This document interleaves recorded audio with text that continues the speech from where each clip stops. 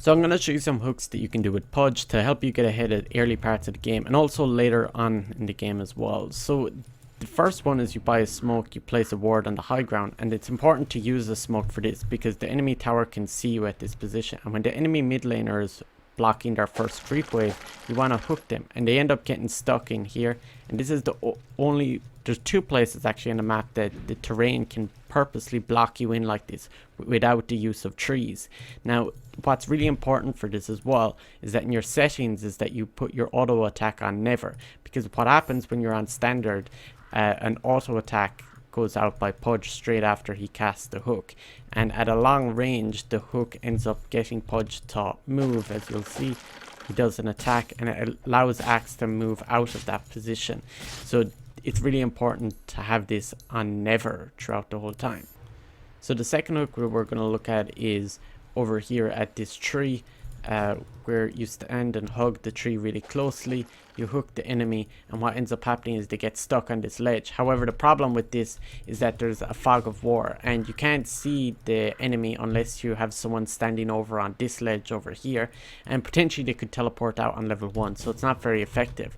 Now ideally what's a lot better is to cut down this tree, and if you stand right at the correct position, if you get in a little bit closer, and this is has to be precise about the circle under your hero, and you have to get in nice and close. You hook the enemy, and now they're up here. We select the axe. He can't get out. So if he has phase boots, he can get out of this. This is something that you generally want to do on like level 1, but there is also a potentially more effective hook over here.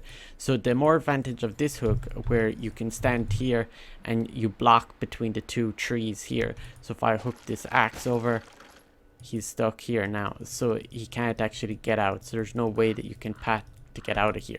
Now he can cut down a tree and get out, but the advantage of doing this hook is that you can now take it from different angles. So you can now hook across the river over at this side, so if their enemy is approaching from this angle rather than coming through the river, and it gives you those different options, and potentially even hooking someone down at this point of the map. But what you can do to get that extra bit of range on your hook is you stand out here, and when you throw the hook you want to click back at this point. So I'll show you this, where you hook, click back on the ground, and there's a small period of time that Pudge can actually start moving before his hook ends, and that gives you the extra bit of vision and also that extra like hook range. One of the really good ones, if you don't want to play aggressive but you still want to contest the rune, is if you stand at this point, and it also works over here. The hook can just about reach the rune without Aether Lens on level 1. So if you hook it this direction, you can get the rune, and it actually stops somewhere here.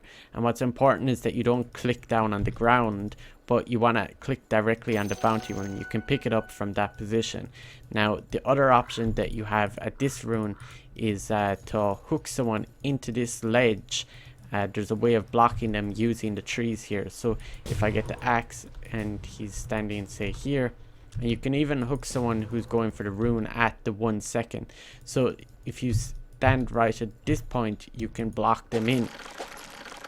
So axe actually snap to the right hand side.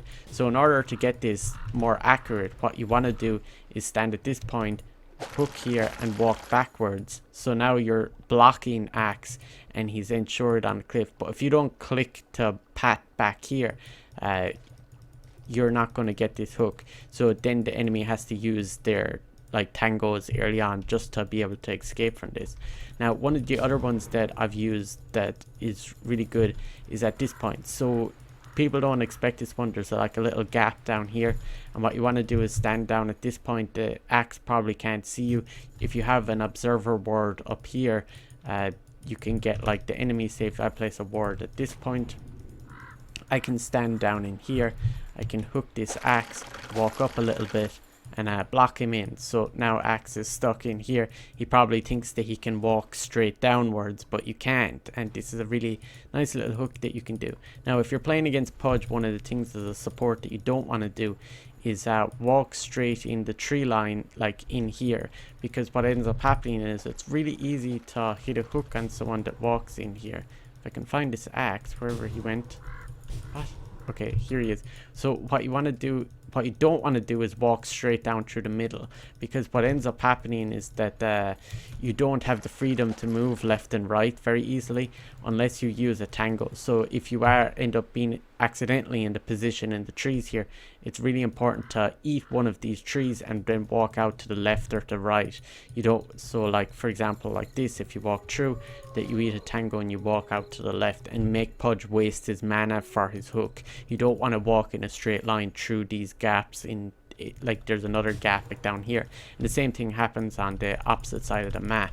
Now there's two hooks that you can do at the laning stage that are really good as well, that are similar concepts again that I was showing you before. So if there's an enemy that's over here at this point, let's say they're farming, and I just put a board down here, so the creeps would be giving me vision here that would be in the lane. So if I stand in here as Pudge, I can do again this hook, and now Axe gets stuck in here. And what's really good about this hook is that now he's getting hit by tower as well at the same time.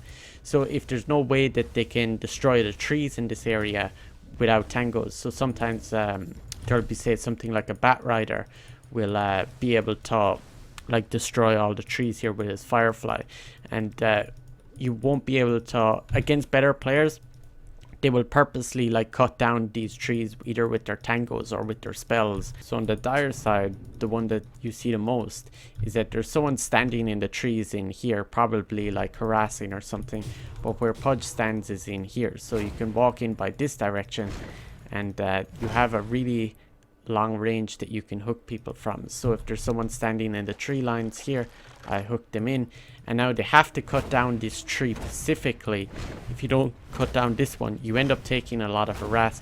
You have to go back under the tower, alternatively say this direction, so you're going along here, and that goes in under the tower. Not good. And it makes sure that if you are ever using a tango, your first tango a lot of the time when you're playing against a Pudge should be this tree here. Like at this point, that's where the enemy lands. So if you hook, easy peasy, and now Axe is stuck in here. And this is a nice little trick to help you get like first blood, and Pudge offlane can sometimes be really weak. Now there's a few others that you can do with the offlane as well. Axe is here, I just have vision of him because of the creeps.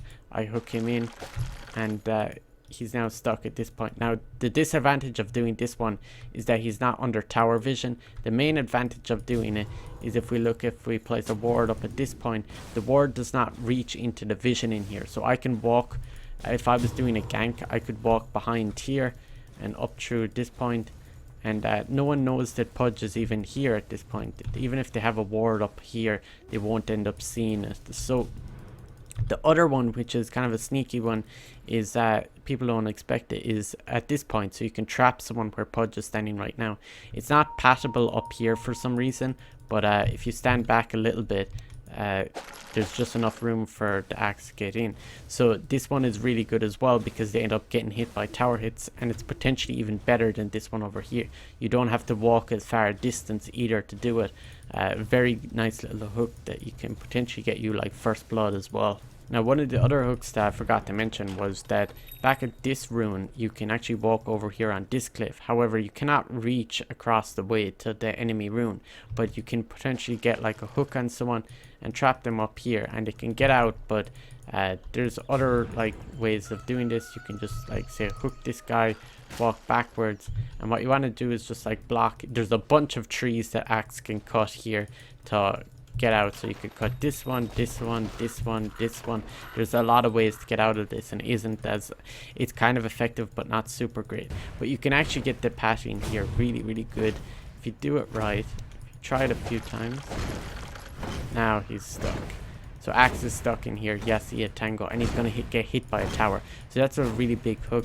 So now at later parts of the game, one of the key objectives is Roshan. So one of the really good hooks is if you stand here, there's a nice little point of where there's two trees, and you typically want to avail of this when you're on the radiant side, and you'd come from up here and down along, and now Axe is stuck between these two trees. And sometimes people might not have tangos or a 4-staff to get out of this, and if the dire side often like is up here, this part of the map, there's no support to come and help them at this far range away.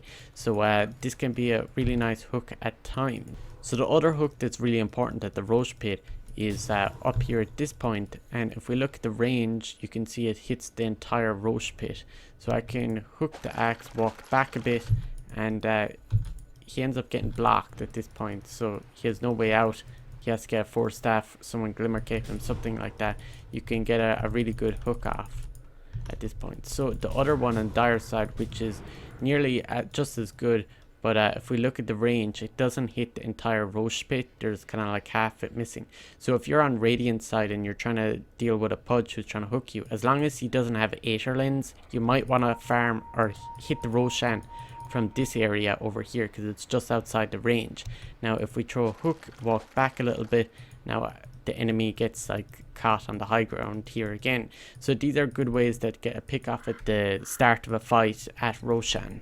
Now I didn't mention all of them. There's a lot of different hooks that you can do throughout the game, like say hooking someone behind their tower like this. You can do it on this side as well. Hooking someone, like say they're pushing the tier 1 tower, you hook them out here from the night vision. One of the common hooks you see at the start of the laning stage is Pudge will stand up here, he'll just throw a hook across, and same from the other side, throwing a hook in this direction. And you can pretty much do the same on the dire. So if you place a ward out here, it's really good. And throwing a hook at the enemy, they get stuck in here at this point, and they might not have a 4 staff to get them out. It's a nice little hook, but what's important about this is when we talk about like vision on the high ground, if the enemy put an observer ward up here, it's really important that you have a sentry here before you go for this hook, because the enemy could like potentially 4 staff you down onto the low ground. They could use all their spells on you. Anything could really happen if they have vision on you.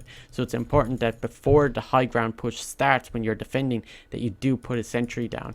Now you can also do this at the other side, up where you hook someone and catch them here. And this is kind of like not that great of an area to be hooking someone, because if we look at the range, you're not really going to get someone unless they stand out here, which is not very useful. And what you want to do a little bit better is when there's someone pushing at this part, what you do is you stand in here and then you walk back a little bit, so then they get stuck. So getting the hook over at this side, it's really important that you do that little step out.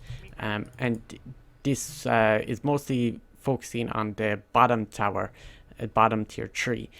So on the dire side, you only have one option for these high ground hooks, and it's a relatively easy one to do if the enemy is standing in like roughly a straight line for your hook. However, they're not often standing in that position, and if we look at the AoE right now, the AoE is pretty decent looking at this point, but not a lot of the time do people stand over here. So often if there's a Pudge hooking, you don't want to stand over at this area. Now where it's also important is that your hook goes a very large distance over this direction, so it even goes past the tier 3 tower.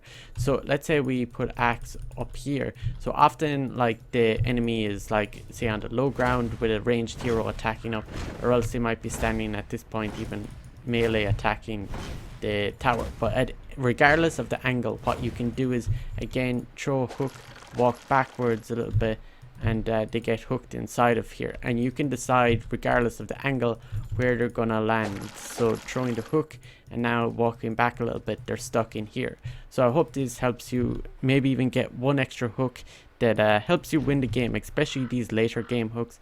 So make sure you subscribe for more Dota content like this.